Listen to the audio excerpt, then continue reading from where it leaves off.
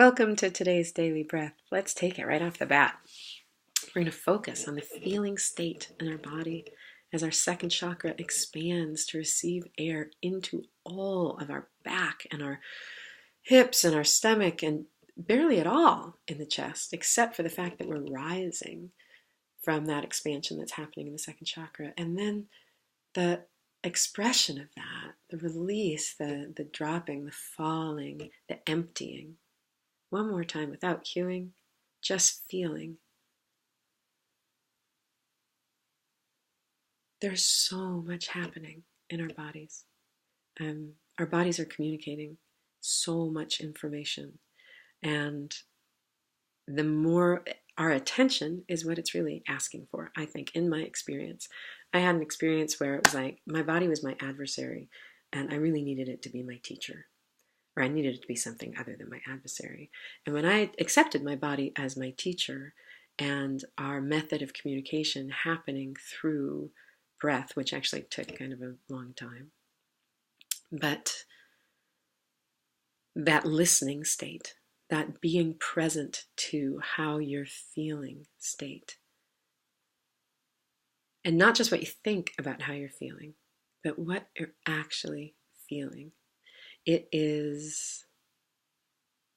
doesn't really need to be judged. It doesn't really need just to be present to it. Things unwind themselves, and I find much more gently than I anticipated, which I'm super grateful for. And that's why I'm so sold on the breath.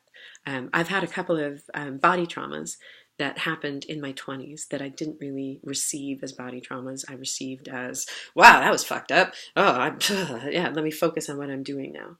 And I didn't process them. And this week, one of those came out. I've had dozens of them kind of unfold through body awareness and breath over the last 8 years. But this one was great. I had someone grab me as a young woman. Been having trouble with my shoulders. Someone grabbed me and kissed me when I was 16. It was somebody who was an authority over me, and it was totally inappropriate, and I didn't know how to process it. And so I ignored it and ran away and thought, oh my God, that was a mess, and like just avoided that person forever after. And that worked, but it didn't work for my body. And my body let me know that today through this week. And my shoulders feel a lot better. And I know that sounds woo-woo, but I've been releasing stuff and having it impact my daily wellness for a long time. So I'm not too skeptical about it anymore.